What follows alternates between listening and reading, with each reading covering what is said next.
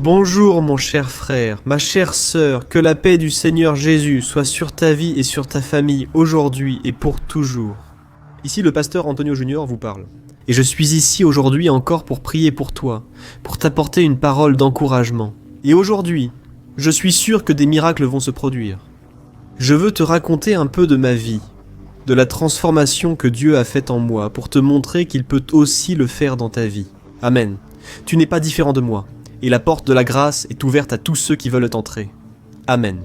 La Bible dit que le Seigneur est un secours bien présent au moment de l'angoisse.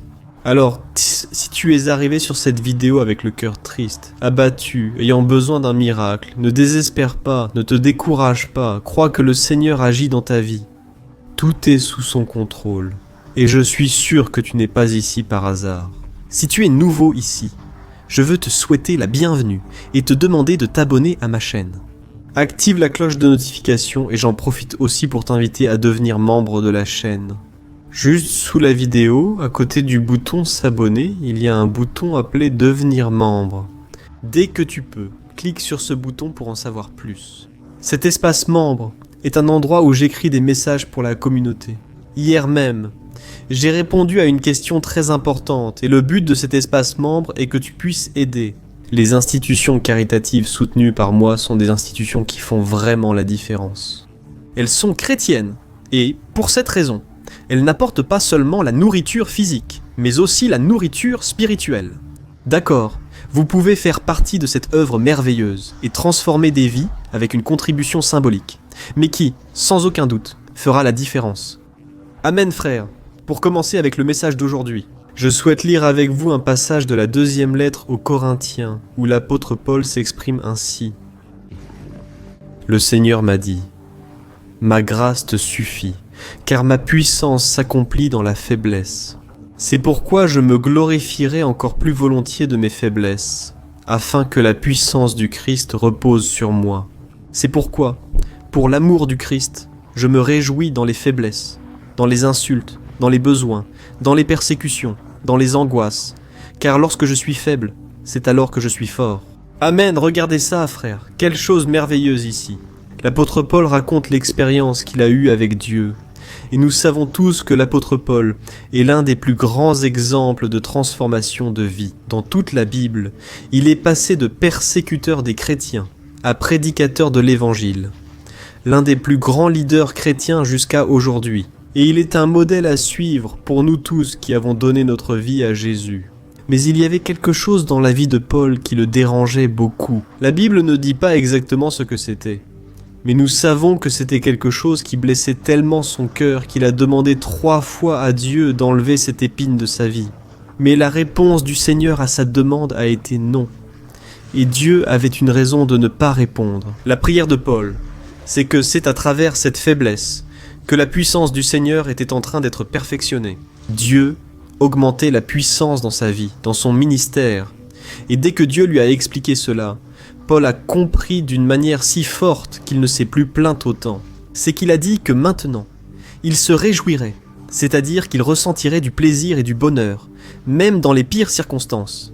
C'est pour cela que l'apôtre Paul a réussi à affronter des persécutions, des angoisses et des besoins tout au long de sa vie d'apôtre.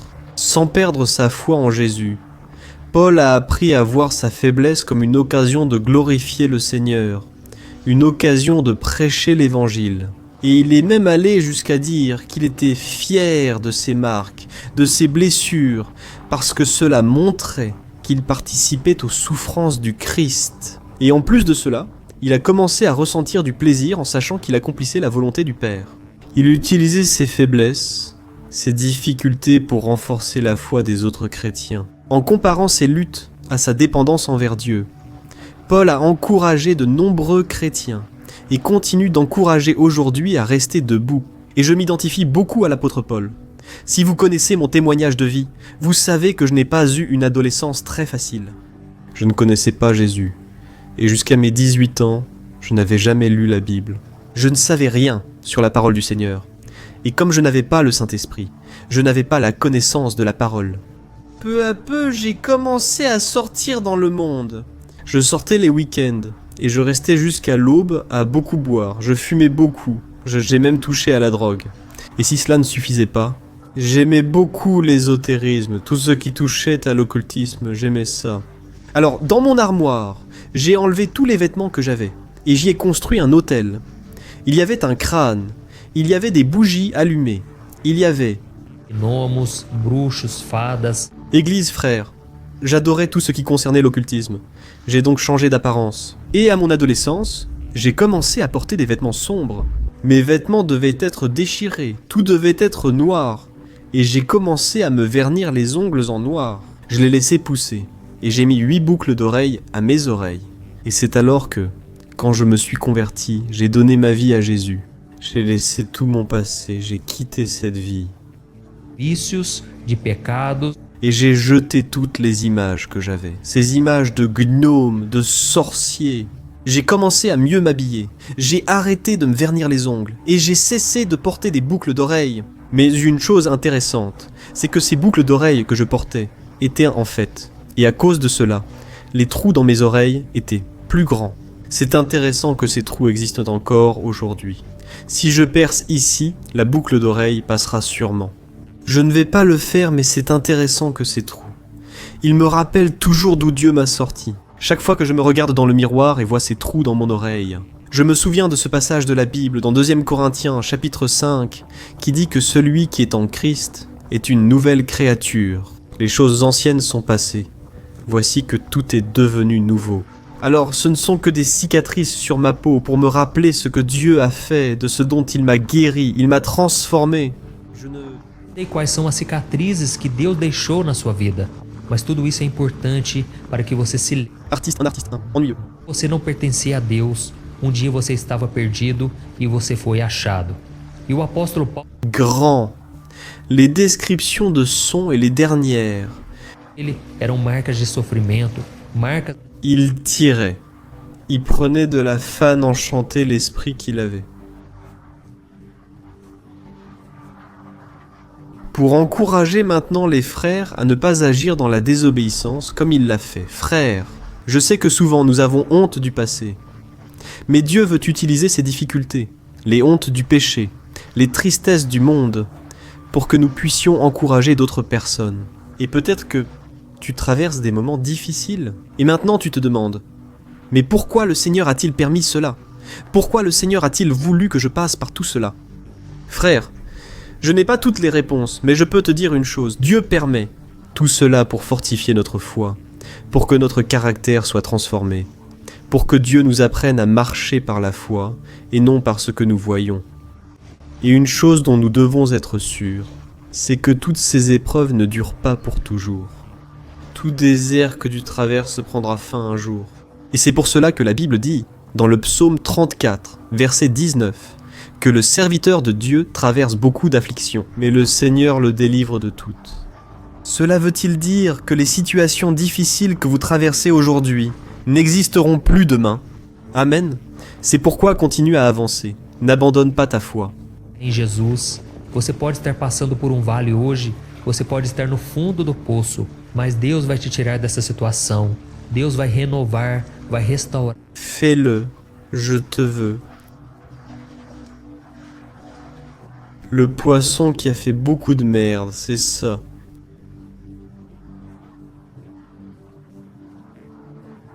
Il n'y a plus de journaux si quelqu'un écoute la parole du Seigneur ici sur ma chaîne, tous les jours, le matin, le soir, et continue de prier avec moi. Dieu va te fortifier de plus en plus. Il n'y a rien d'aussi difficile qu'il ne puisse résoudre, et il va accomplir une œuvre si belle que tu viendras ici en témoigner. J'ai déjà vu de nombreux témoignages ici de guérisons miraculeuses, de miracles financiers, de portes qui se sont ouvertes là où il n'y avait plus d'issue. Et je suis sûr qu'avec toi, ce ne sera pas différent. Amen. Alors, nous allons prier maintenant. Mais après la fin de cette prière, ne quitte pas la vidéo. Parce que j'ai un message très important, d'1 minute seulement, dont je suis sûr qu'il va te donner une nouvelle direction. D'accord? Alors nous allons prier, et reste avec moi jusqu'à la fin. Alléluia, cherchons le Seigneur, gloire à Dieu, mon Dieu et Père. Je me tiens devant toi en ce moment avec un cœur tellement reconnaissant, tellement plein de gratitude. Père, parce que tu as changé ma vie. Ce n'est pas une histoire inventée, Père. Tout ce que j'ai vécu, je viens le raconter ici sur ma chaîne. Chaque expérience, chaque frustration, chaque difficulté. J'aime partager avec mes frères, parce que je sais que le Seigneur agit à travers les témoignages. Seigneur, mon Dieu et mon Père, je veux te remercier parce que les personnes qui m'écoutent maintenant sont arrivées sur cette vidéo avec le cœur triste, abattu, anxieux. Et maintenant, leur cœur va mieux. Père, je n'ai aucun doute que c'est l'action du Seigneur. C'est la puissance surnaturelle du Saint-Esprit. Et je viens te demander, Père, que cette puissance qui a ressuscité Jésus d'entre les morts vienne aussi donner la vie à ceux qui étaient morts. Ô Dieu, ces personnes qui m'écoutent en ce moment ont tellement besoin, mon Père, d'une direction. Il semble que rien n'ait changé dans leur vie. Au contraire, il semble que les situations ne font qu'empirer.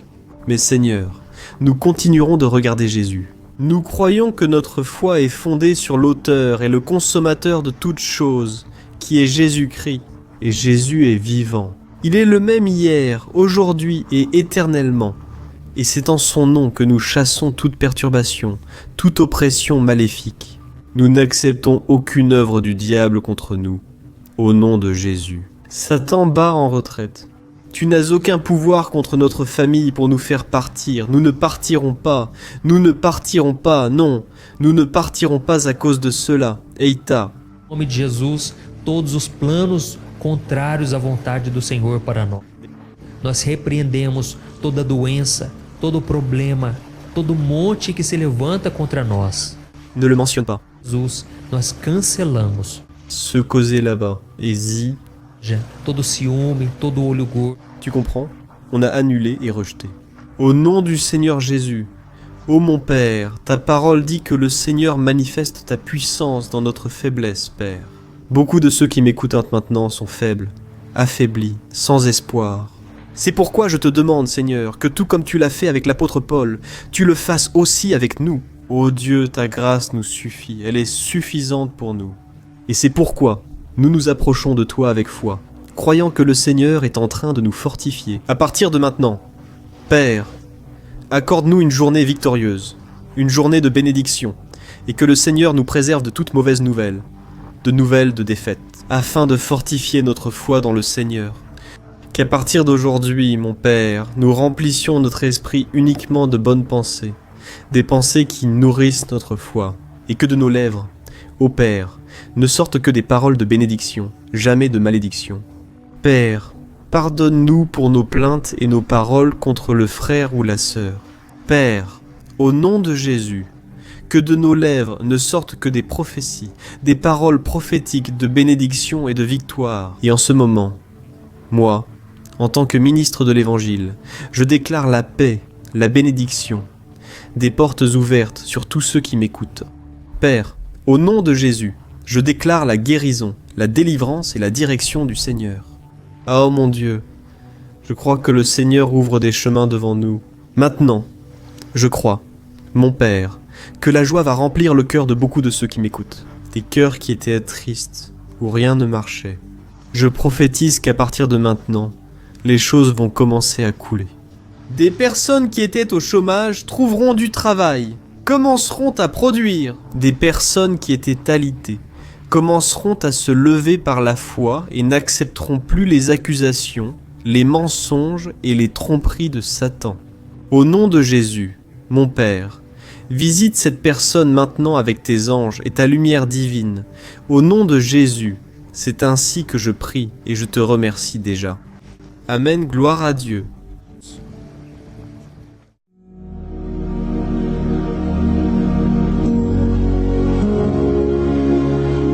Bonjour frères, que la grâce et la paix de Jésus-Christ soient avec vous. Je suis le pasteur Antonio Junior et aujourd'hui, je veux vous inviter à participer à cette prière pour votre vie spirituelle basée sur le psaume 91. Nous allons prier Dieu en demandant protection et force pour surmonter les attaques de l'ennemi qui ont ébranlé notre foi et plusieurs domaines de notre vie, y compris la santé physique et mentale.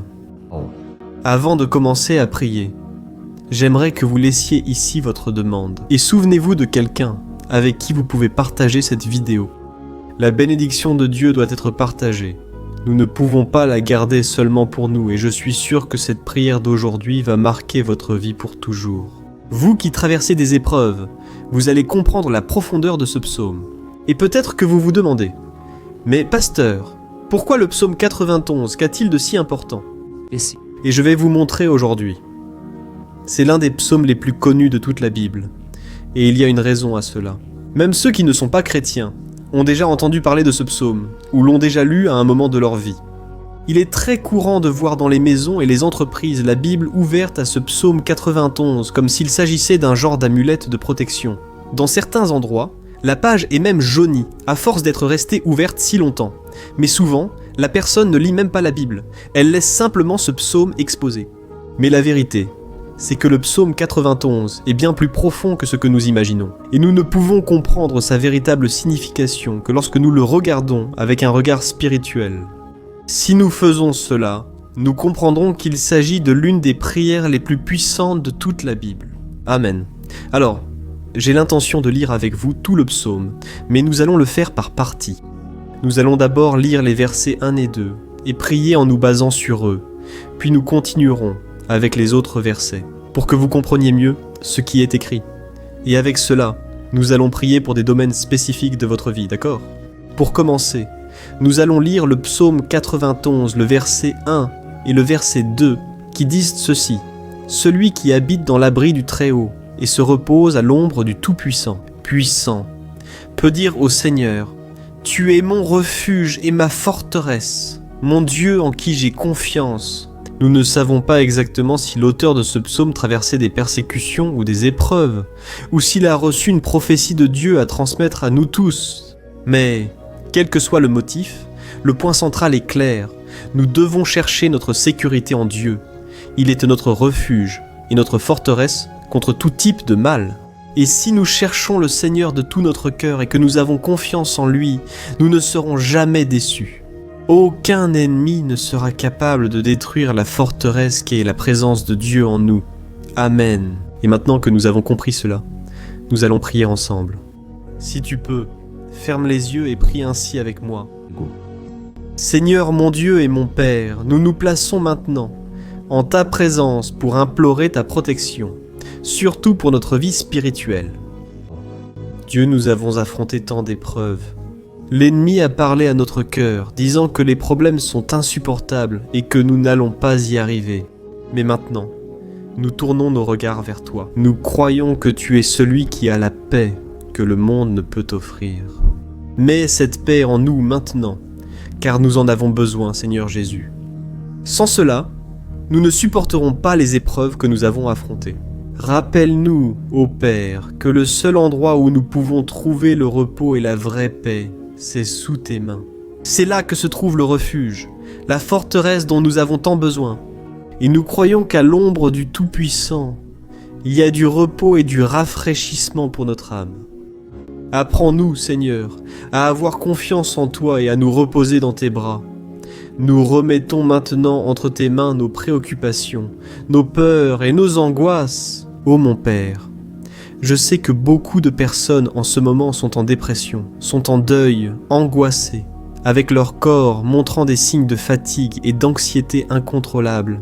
C'est pourquoi, aide-nous à comprendre que tu es aux commandes de notre santé, de notre famille, de nos finances, de nos relations et de notre cœur. Nous te remercions pour la foi. Nous croyons que tu nous donnes maintenant la protection et la délivrance, chaque jour. Ta parole dit dans le psaume 34, verset 19, que nombreuses sont les afflictions du juste, mais le Seigneur le délivre de toutes. C'est pourquoi, mon Dieu, nous te remercions beaucoup, car nous croyons que le Seigneur est en train de nous délivrer une fois de plus. Même lorsque tout semble impossible, même lorsque la montagne paraît immense devant nous, nous croyons encore que le Seigneur est celui qui déplace les montagnes. Nous mettons notre foi en toi et nous prophétisons la victoire. C'est pourquoi nous te remercions déjà pour les conquêtes qui arrivent. Le Seigneur fait déjà de grandes choses et en fera encore dans nos vies. C'est au nom de Jésus que nous prions. Amen, gloire à Dieu. Oh mon cher frère, ce n'est que le début. Reste ici avec moi car nous allons continuer dans cette voie. Le psaume 91 est un psaume très précieux, profondément spirituel. Alors, regarde jusqu'à la fin, car ensemble, nous allons unir notre foi et, à la fin, le Seigneur agira puissamment en notre faveur. Peu importe ton problème, peu importe la taille de ton géant, cela peut être une maladie, un problème financier ou émotionnel. Dieu peut apporter la solution à tout dans ta vie. Et je dis cela par expérience personnelle. Si aujourd'hui je suis ici pour t'apporter ce message, c'est parce qu'un jour le Seigneur a regardé ma vie avec miséricorde. J'étais perdu, je me sentais dans une obscurité totale, mais Jésus a allumé sa lumière dans ma vie. E hoje eu posso te Vas-y, il n'y a rien qui puisse te séparer de l'amour de Dieu qui est en Christ Jésus. Amen. Alors déclare ainsi, je puis tout par celui qui me fortifie. Et maintenant, je veux lire avec toi les versets 3 et 4 du psaume 91, il est écrit ainsi. Il te délivrera du piège de l'oiseleur et de la peste mortelle. Il te couvrira de ses plumes, et tu trouveras un refuge sous ses ailes. Sa fidélité sera ton bouclier protecteur. Alléluia, frère. Un piège est un dispositif préparé pour capturer et tuer. Et à cette époque, les chasseurs utilisèrent des pièges pour attraper des oiseaux ou des animaux. Et le psalmiste connaissait très bien cela, et l'a utilisé comme comparaison. Il voulait dire que chaque jour, le diable place aussi des pièges sur notre chemin, pour nous tenter, pour nous détruire spirituellement, pour nous éloigner du Seigneur, pour nuire à notre vie, dans les moindres détails. Mais si nous courons sous les ailes du Seigneur, il nous protégera. C'est la promesse de Dieu pour toi. Il va te protéger du poison mortel de Satan, tout comme une aigle protège ses petits. Amen. Alors prions encore une fois. Garde les yeux fermés et écoute cette prière de tout ton cœur. não. Seigneur, mon Dieu et mon Père, nous restons en ta présence parce que nous croyons que notre vie spirituelle ne sera plus jamais la même. Et encore une fois, nous te demandons de ne pas permettre que les problèmes et les difficultés du quotidien nous fassent perdre de vue notre objectif, qui est Jésus-Christ. Délivre-nous, Seigneur, des pièges que Satan a préparés pour nous vaincre. Donne-nous la sagesse pour identifier ces pièges avant qu'il ne soit trop tard. Ô Seigneur, délivre-nous de l'heure de la tentation. Ne permets pas que nous fassions des choix qui apportent un plaisir momentané, mais détruisent notre vie spirituelle. Ensuite, aide-nous, ô Père, à toujours courir sous tes ailes. Que ta fidélité nous garde de la fureur du dévoreur tous les jours de notre vie. Au nom de Jésus, nous prions. Amen. Alléluia. Et maintenant, nous allons continuer avec le psaume 91. Cette fois, les versets 5 et 6 qui disent ceci. Você não temerá o pavor da noite, nem a flecha que voa de dia, nem a peste que se move nas trevas, nem a praga que devasta ao meio-dia. Frère, ce psaume a sans doute été écrit par le roi David. Beaucoup le croyaient, car il a été un guerrier qui a affronté des ennemis de jour comme de nuit. David savait ce que c'était d'être sous attaque constante, mais malgré cela, il ne se rendait pas, car il savait que le Seigneur était son bouclier. Nous devons aussi avoir l'assurance et la certitude de la protection divine. Nous devons comprendre que la destruction, la tragédie, tout cela peut arriver à ceux qui rejettent le Christ, mais ceux qui font confiance au Seigneur seront épargnés. C'est la promesse de Dieu dans les versets 5 et 6. Eu sei. Alors prions encore une fois.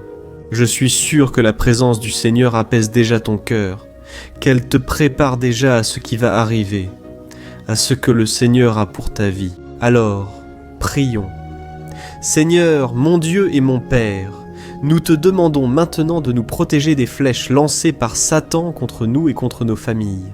Oh mon Père, les attaques sont si intenses que souvent nous pensons ne pas tenir. On dirait que nous sortons d'un problème pour entrer aussitôt dans un autre, encore plus grand. Aie pitié, ô Dieu, de ceux qui pleurent devant toi en ce moment.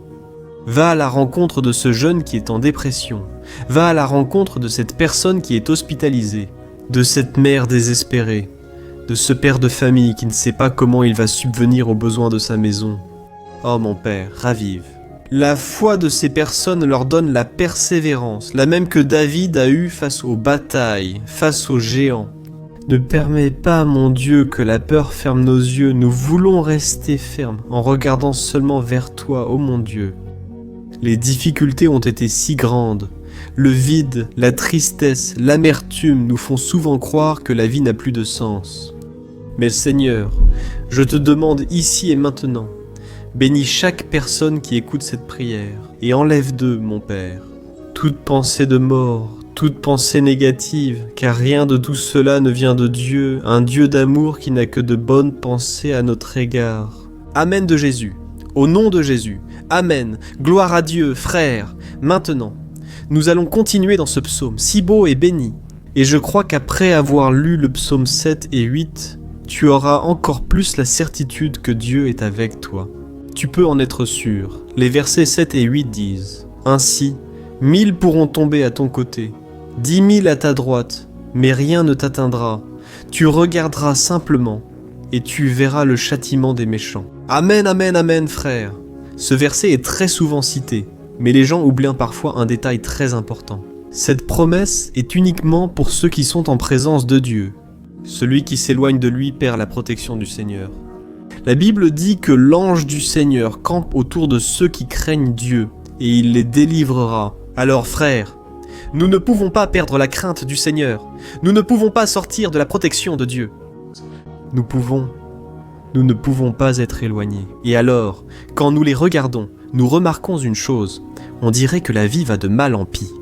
On dirait que la maison est sans protection et que l'ennemi entre et sort, et il cause une grande destruction, un vrai désordre. Combien de familles, de frères sont désorganisés? Combien de personnes sont touchées parce qu'elles ont perdu la protection spirituelle?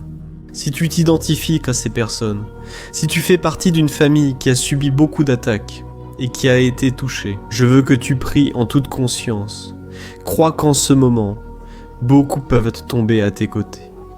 Beaucoup peuvent tomber à ta droite, mais rien ne t'atteindra. Amen.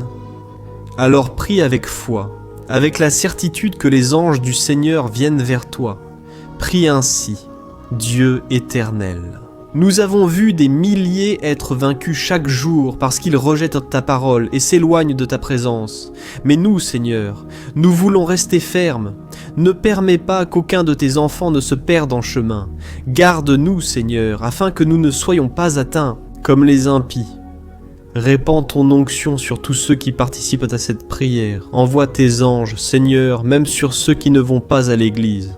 Ceux qui sont là, mais qui maintenant crient vers toi. Fais le miracle dans leur vie, mon Père, et qu'ils puissent revenir ici et laisser dans les commentaires la grande délivrance que le Seigneur leur accorde, qu'ils puissent témoigner de ce que le Seigneur fait aujourd'hui. Et je crois que cette onction est en train de briser tout le joug, toute l'oppression, toute la tristesse, toute la fatigue. Au nom de Jésus, nous prions. Amen. Gloire à Dieu. Frères, poursuivons avec le psaume, et il est important de rester jusqu'à la fin de cette vidéo. Je crois que maintenant, au verset 9 et 10, vous allez ressentir une paix surnaturelle. Si vous vous abandonnez vraiment au Seigneur Jésus, si vous placez votre foi en lui, je crois que votre cœur ne sera plus jamais le même. Alors, faites attention à ce que disent les versets 9 et 10. Il est écrit ainsi. « Si vous faites du très haut votre refuge, aucun mal ne vous atteindra, aucun malheur n'approchera de votre tente. » Amen, frère. Il est très important que je dise une chose. Cela ne signifie pas que nous n'aurons pas de problème. En fait, plus nous nous rapprochons de Dieu, plus l'ennemi essaiera de nous attaquer.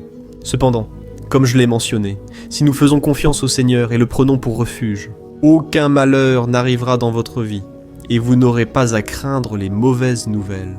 Croyez simplement que le Seigneur vous protège et beaucoup autour de vous vous regarderont et remarqueront la différence entre celui qui sert Dieu et celui qui ne le sert pas. Alors, nous allons prier. Et je veux vraiment que vous ouvriez votre cœur et que vous fassiez aussi votre prière, même si c'est dans votre esprit.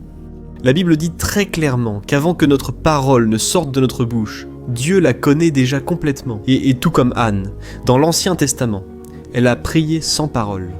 Ses lèvres bougeaient seulement, mais elle n'arrivait pas à s'exprimer. Tant la détresse de cette femme qui ne pouvait pas avoir d'enfant était grande.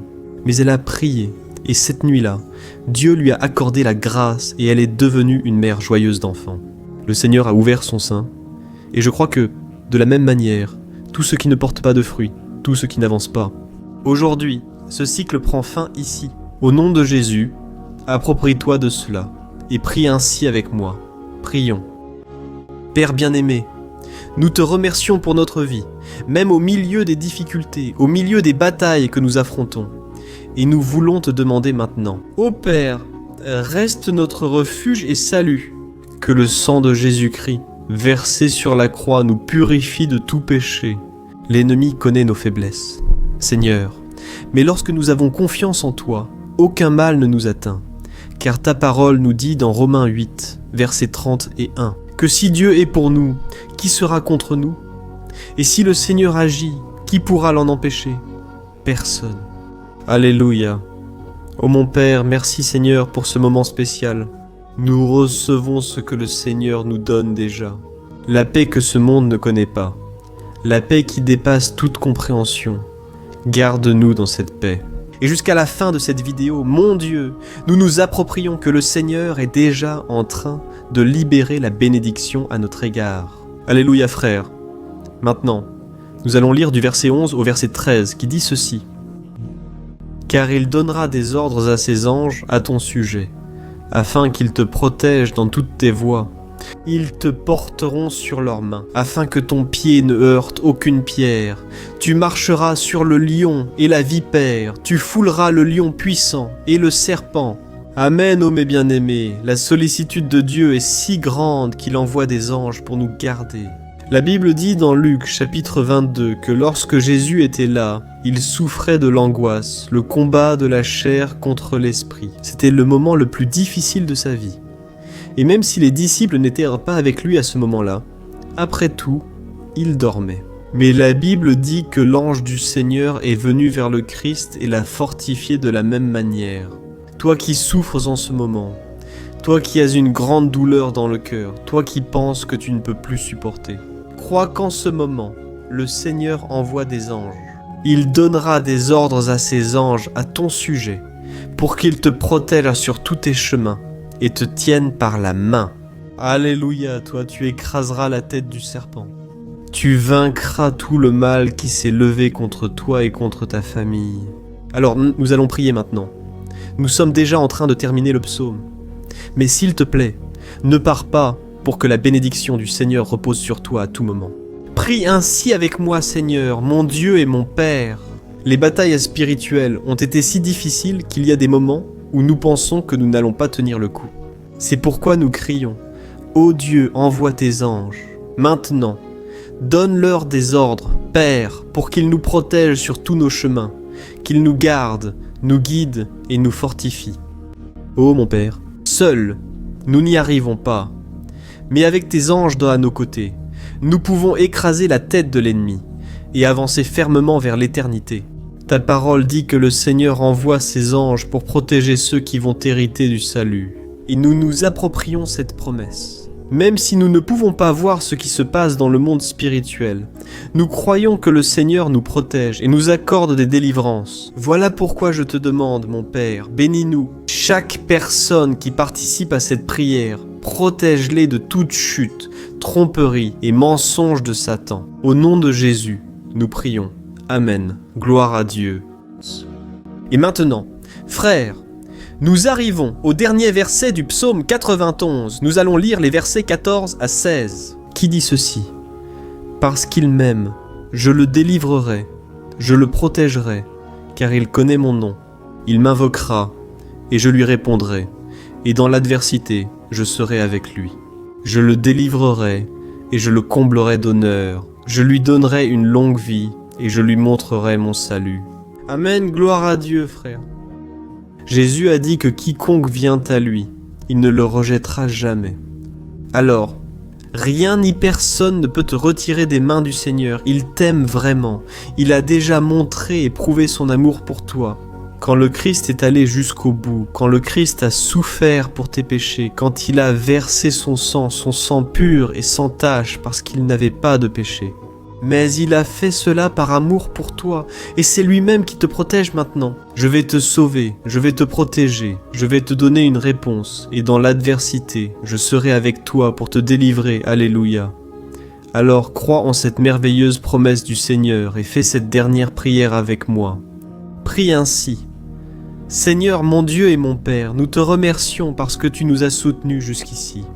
Merci mon Dieu parce que tu es bon, tu es miséricordieux et tu ne nous traites pas selon nos péchés. Car sinon, aucun de nous ne survivrait, nous serions tous condamnés. Jésus, nous plaçons notre foi en toi maintenant. Nous croyons que tu es notre Seigneur et Sauveur, le seul qui peut nous donner la vie éternelle, parce que... O Senhor ressuscitou e está à direita. Seigneur, même sans le mériter, nous avons confiance en ta grâce et ta miséricorde.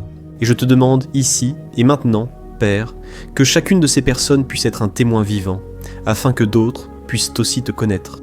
Fais en sorte que cette vidéo, mon Père, atteigne des foules, des milliers et des milliers de personnes, Père, qui sont angoissés, sans espoir, sans Dieu dans ce monde. Nous voulons chaque jour, mon Père, nous approcher de toi à travers Jésus-Christ, l'auteur et le consommateur de notre foi. C'est en ton nom, Jésus, que nous prions et te remercions. Amen, gloire à Dieu. Oh mes bien-aimés, si vous êtes arrivés jusqu'ici, je veux remercier chacun de vous qui s'est consacré à chercher davantage le Seigneur. La Bible dit que tous ceux qui le cherchent de tout leur cœur le trouveront, et il fera sa demeure et accomplira des merveilles dans votre vie. Amen, et n'oubliez pas de partager maintenant. Je suis sûr que le Seigneur t'utilisera dans la vie de nombreuses personnes qui n'ont peut-être pas l'habitude de prier. Mais cette vidéo peut être la porte d'entrée pour que le Seigneur Jésus accomplisse son œuvre dans leur vie. Amen, que Dieu te bénisse. Je t'attends dans la prochaine vidéo. Une grande accolade.